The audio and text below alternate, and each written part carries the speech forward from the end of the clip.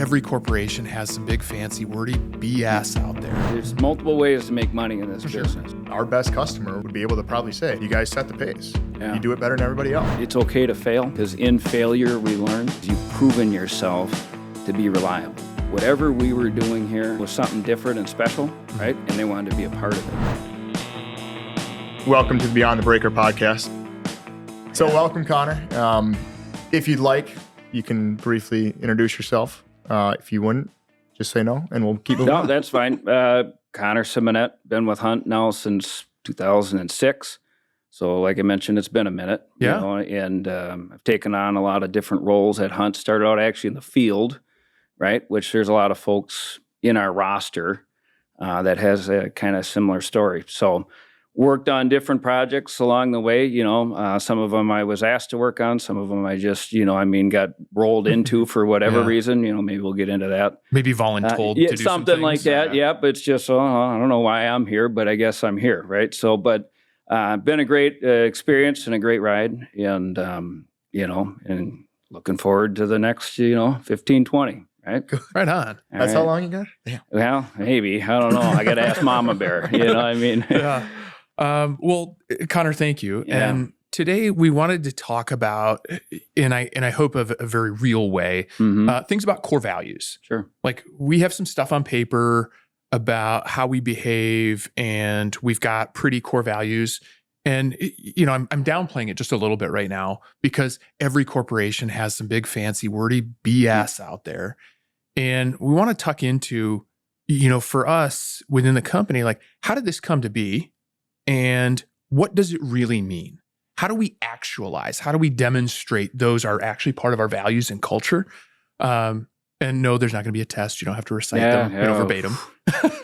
Yeah. But, with that being said, we want to just touch on those things and make sure that we look at how does that impact office employees? How does that impact field folks? How does that engage when we work with partners on different projects around the country?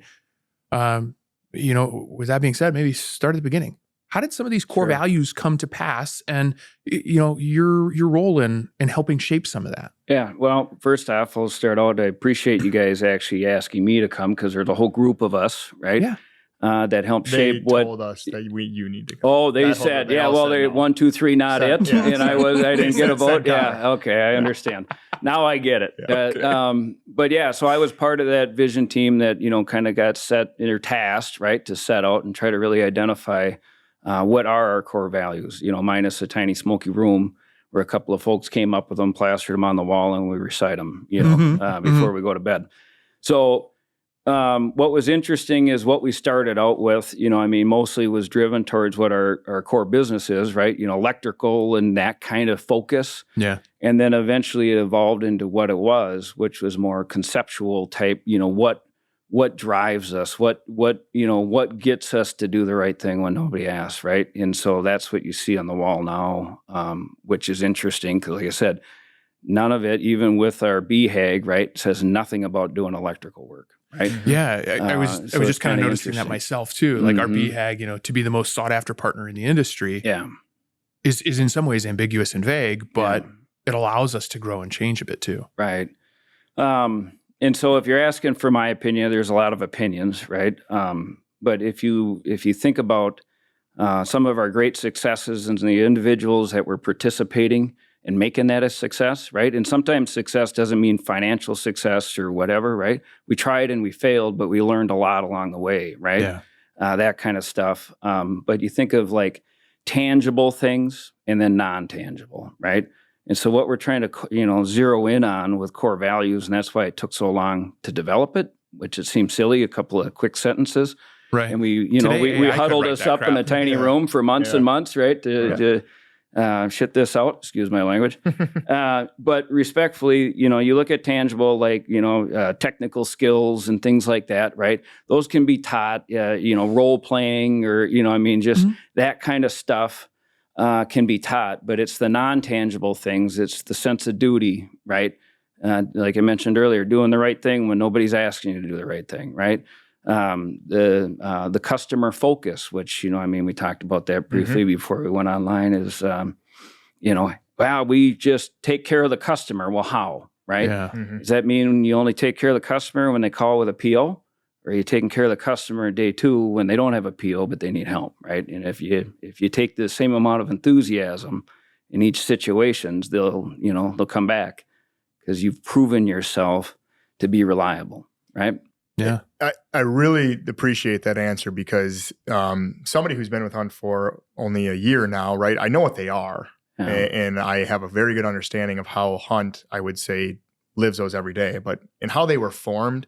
And I would just say like the quick hit that they are of we set the pace, we honor our commitments. Like it's not a big, broad sentence. It just tells you what it is. But what I would say in it, why I appreciate it so much is it really sounds like those people sat in the room and just said, what do we do really well? What do we do? Like, what are the 4 best things we do? All right, let's put a title to it. Those are our core values because we do those really well. And if we were to give this to a customer and said, name 4 things that we do really well, I would trust that our best customer would be able to probably say, you guys set the pace. Yeah. You do it better than everybody else. Nobody else is, innovative like you guys are. You guys are always honoring commitments. So it's, and then building it together, right? They do it together. So what I like about it is it wasn't something that sounds like, hey, what's the core value? Now let's live up to it. Sure. It's, what do we live up to?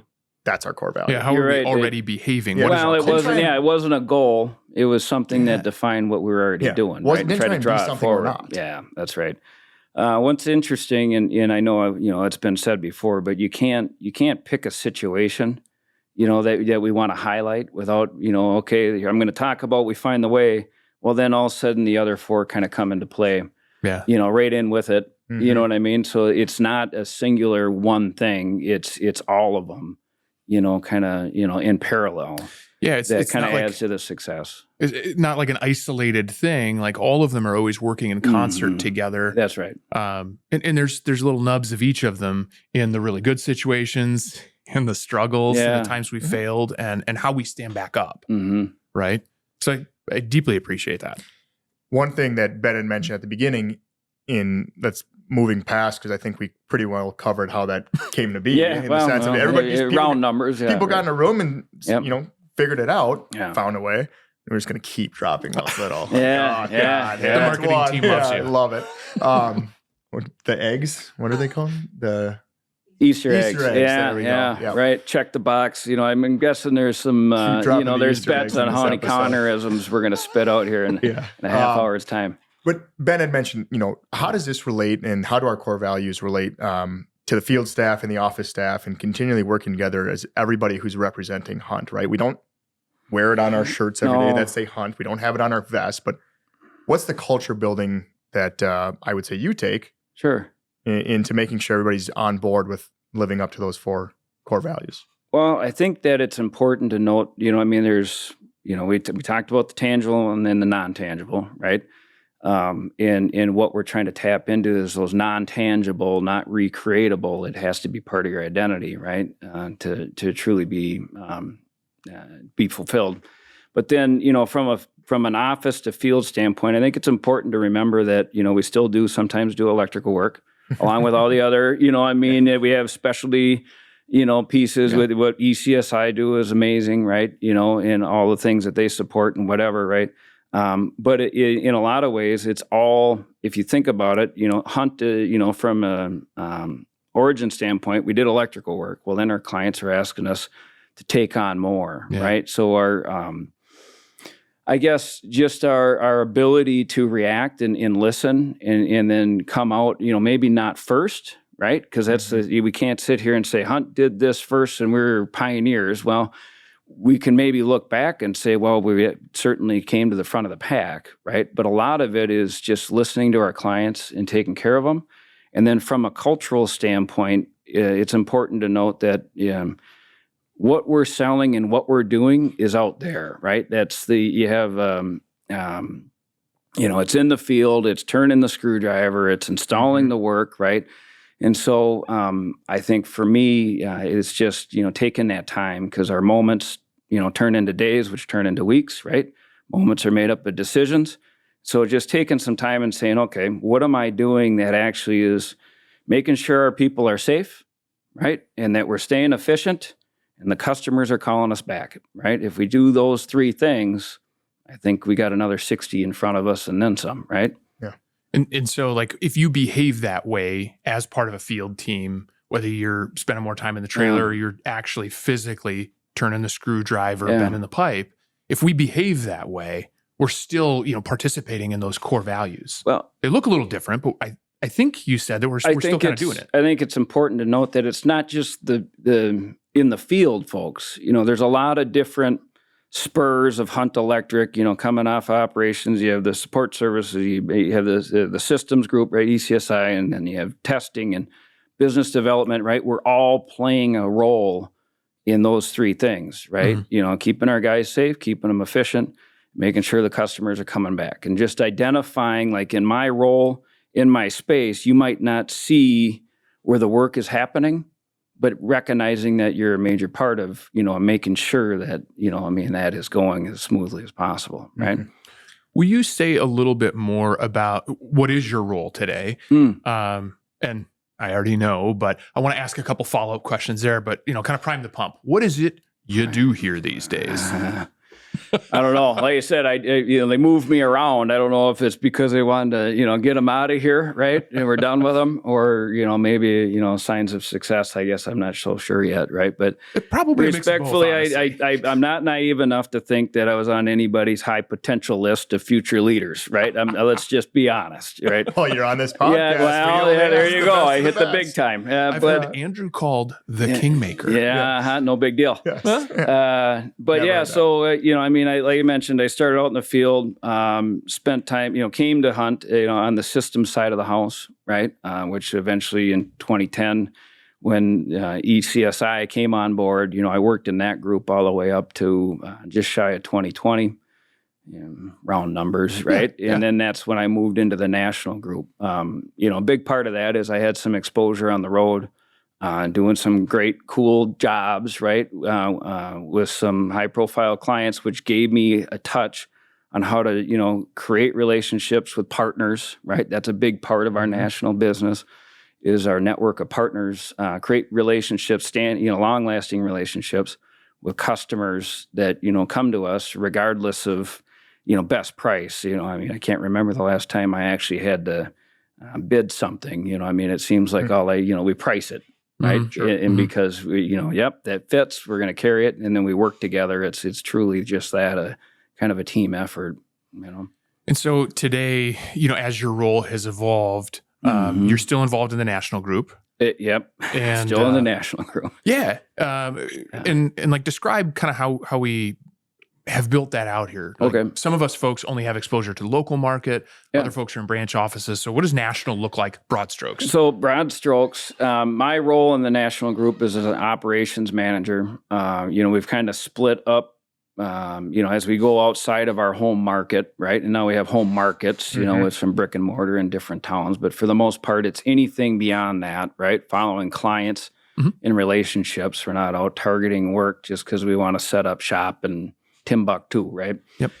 But my role is mostly in data centers, commercial, right? We had a lot of success with some cold storage, things like that, right? That bring some complexity that would use or have the benefit of bringing Hunt along, right, into these different territories.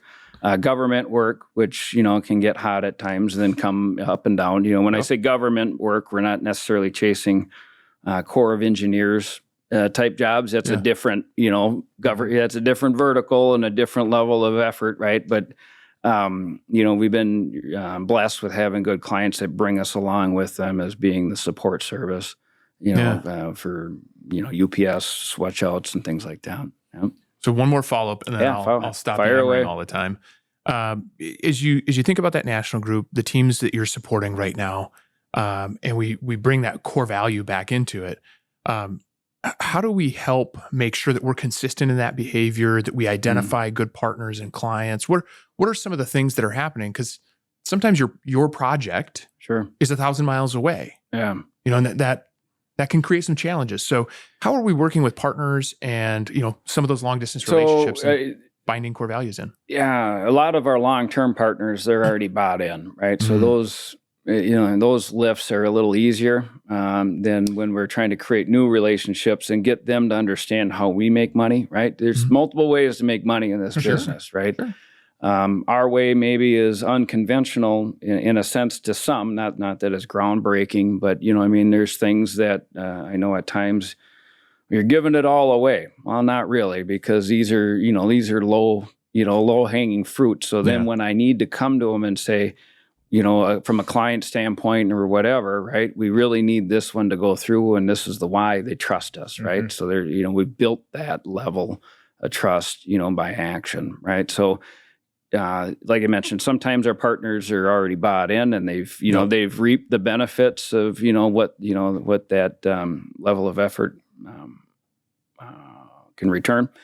And then some, it's just they have to see it for the first time, or maybe second time before they start buying in. Sure, and a lot of those really the how-to. Or other trade partners, and frankly, a lot of electrical contractors that we partner with. Yeah, that's when. So when we talk about partners, in now we're flashing back to the vision team. I was hesitant to use the word partner because I asked, hey, pop quiz. What is everybody's definition of a partner? And each one would come back with a different answer, right? Sure.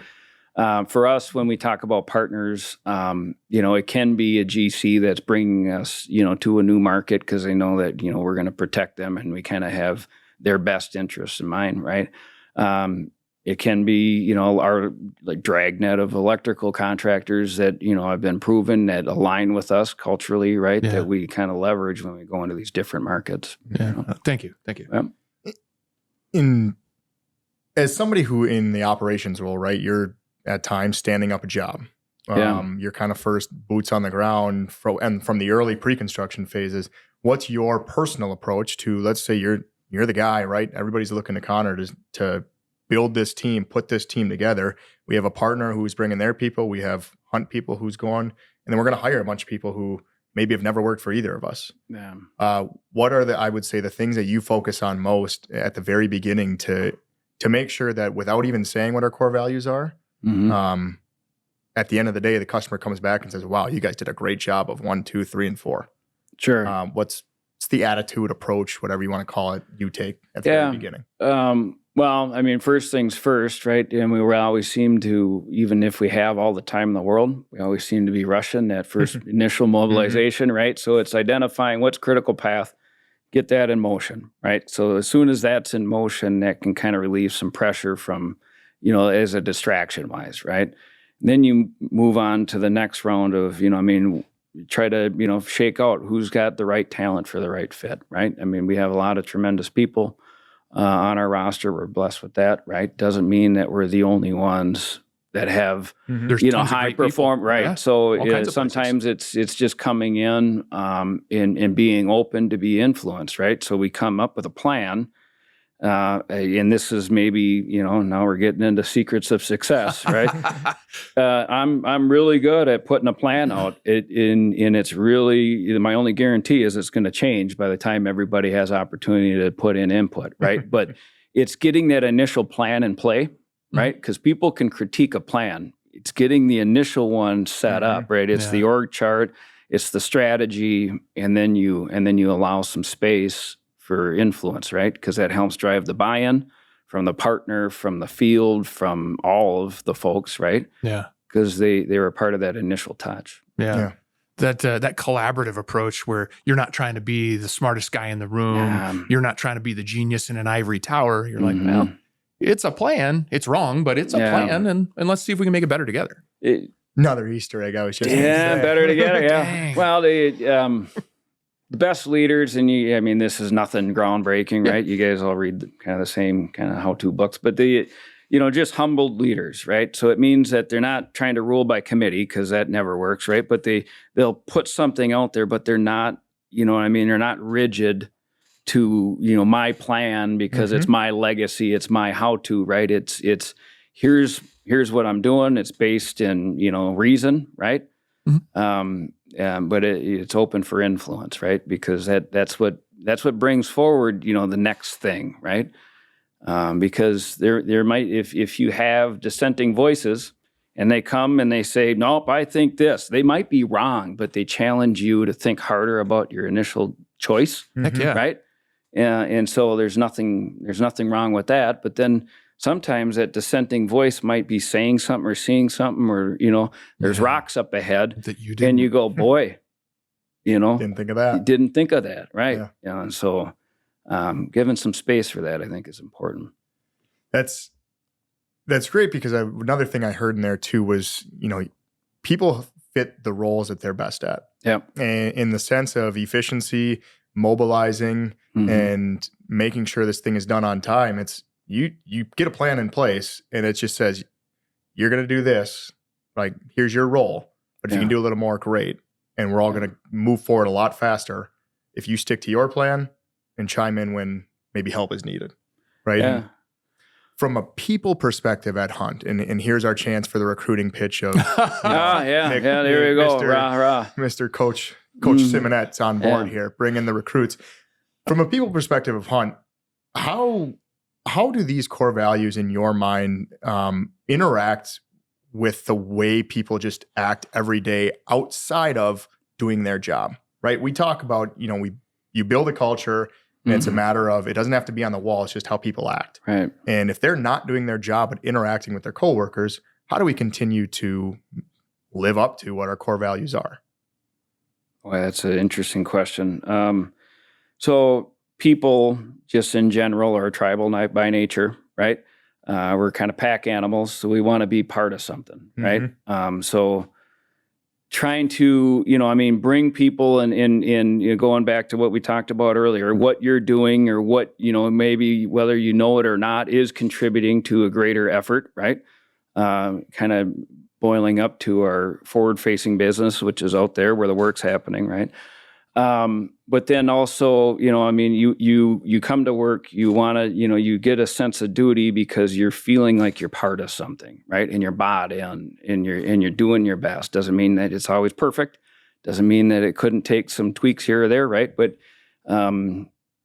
your decisions and your level of effort are rooted in the sense of reason versus like a self-preservation, right? Tactic. And then that's what's going to fulfill our core values here at Hunt Electric, right? I think back, even in the early days of our Vision Quest or whatever we called ourselves at the time, right? Yeah. So we talked a lot about the development and our long-standing employees and whatever, right? But the reality is it's not long-standing employees. I think what we did great in the early years, like I mentioned, I've been around for 20 years now, but just reading the room, we became like the light. There was high-performing people that were working at other contractors that recognized whatever we were doing here, was something different and special, right? And they wanted to be a part of it. So we weren't out actively in smoky rooms trying to recruit people. Yep. We were just being us, and the people were coming. And so from a recruitment standpoint, because that's where you started with this, it's, this isn't just something that we sit on a podcast and talk about because we're reading it from the teleprompter, right? We go do this. But this is legitimate, that what we're trying to achieve here is something greater, right? Yeah. And then it's also establishing you as part of something, right? Like I said, tribal by nature. We're tribal by nature. Yeah. So, in a sense, there's fulfillment that comes with just knowing that you're part of a team. Yeah. Heck yeah. Travis, you clip that, put that on ZipRecruiter. Yeah. Yes, sir. All right. Connor, I'm a guy who likes stories. Yeah. I've heard a couple from you in the past. Oh, boy. Yeah. We're not going to go back. We're not going to we're not talking about those stories. Yeah. But maybe, you alluded to, failure can be okay. Yep. Making mistakes can be okay because we learn from it and we change. Yeah. Could you maybe touch on and give some detail, a story or two where you have seen us, or you personally have fallen down a bit, and how we get back up? Well, there's a lot. So one thing I can touch on, because I think that's, what kind of helped provoke this whole thing, was that, that Connex box that we built back in 2019, right? Sure. That eventually became, or fed into a lot of different verticals within our organization today. It was early, and it was certainly not perfect, right? So perhaps I'll go back to that one and talk through that. And then also just, how I seen that kind of find roots in other verticals. Does that make sense? Okay. Yeah. So 2019, if you guys are unaware, we were tasked to develop a containerized data center, which was a neat concept at the time, right? I had been, fortunately, I've been parallel with a lot of deployments of that like kind, not one necessarily that we were fully influencing, but as a result, we won the work and we had to now create something that was really just existed on paper and in concept, right? So this was truly like a moon launch. Yeah. We're going to the moon. We're not sure how we get there, and we're going to have to develop and design in quick order from concept to completion, all within, months, really, right? At the end of the day, we got it done. The client was happy, right? But one thing that I'll point out, and this is fast forward to today, we built that thing as a proof of concept. It sat out there, was fully functional. Yeah. We burnt it in. Everybody was high-fiving in the parking lot, right? But what's interesting is the can, as some of them called it, got canned. It never actually got the funding that they projected. Okay. They were going to, if this would have worked, they were going to roll it around the country, and do this active data center and these small little pods, right? But it got canned. But so similar, going back, all the processes and procedures, the individuals that worked on that helped feed into some of our, I know you were a part of like the Synergy Med, right? And some of those things that, the lessons learned, the hard lessons, not just the good lessons, right? Yeah. But then also, kind of like our own spruce goose, right? We go back and but they never used it. That's fine. But the things that we established in the rhythm and the different departments that were drawn in, we developed a lot of skills there. That's exactly right. That went in, this is, if you guys are keeping score, this is years before we ever, kicked the first shovel in the ground out in Hudson to build Bear, right? We built this thing right here in the back room, right? So pretty tight quarters. Big time, right? So there was a lot of challenges just with that, the logistics of moving this stuff around, and so all of that had to be figured out real time. Yeah. It's interesting you picked that story, and I didn't know your deep involvement in that containerization. And as luck would have it, in 20 and 21. I got involved in some multi-container kind of facilities that we built, but we were comfortable is a strong word. There was tons of risk. It was a huge challenge. The timeline was insane. But we had the right team and the right attitude that had developed some of that skill about how to work with that steel, about how to containerize things and still make it meet code. Yeah, well, that was our challenge. I mentioned I was fortunate to have exposure to it prior to, but the people who were delivering it to they're their own approving authority. You don't realize how much of a difference that is. When they're like, "What's the clearance? Good enough." To where all of a sudden I got building code, I got electrical code. Ah, boy, this is now becoming a challenge. No. And sending that stuff across the country, and then there's a different authority having jurisdiction looking at all of it. It's just a different challenge altogether. All the things that you wouldn't have thought about until you were, face first into it, and then now we got to figure it out. Heck yeah. Interesting. So Connor, I don't want to keep you too long today. And I don't think any of our listeners are falling asleep here. Yeah, okay. Well, good. If there's anything else you want to leave folks with, any other stories that kind of come to mind that maybe tie in how those core values impact us or how we actualize and live some of those things? Just recognize, that this is not something that's, it's okay to fail, right? Because in failure, we learn, right? If we don't fail, we have no reason to change, right? And we have to change. We have to evolve. We have to keep up with and constantly challenge ourselves, right? So I just go back to what I brought up earlier is that, as you're working through the day, just, somehow be mindful of, what am I doing that kind of helps make sure our people out there are safe, that they're efficient, and the clients are coming back, because that's really what the secret to success is here. Do those three things and we continue to live up to the big four. That's right. Yeah. It would be interesting, like in the future, like one of the folks that you're mentoring and guiding and leading, if they can come in here and kind of say that back in a different way, it would be interesting to hear. Well, I'll get them to rehearse. Yeah, I might have to pay them some money or something, but we can make that happen. Yeah, Bribes go a long ways. Yeah, right. Well, Connor, thank you. And, we felt you were the right person to talk about this. And I think everybody at Hunt is probably the right person to talk about this, because you don't really meet anybody that you ever work with that really doesn't follow along and behave in the way that we kind of have set the standard. So we appreciate you coming in and talking about those things, sharing stories, and kind of hope you continue to push it on people to behave in the way that you start things. So now it's not just me. Like I said, I'm honored to be here. So appreciate you guys asking me to come on today.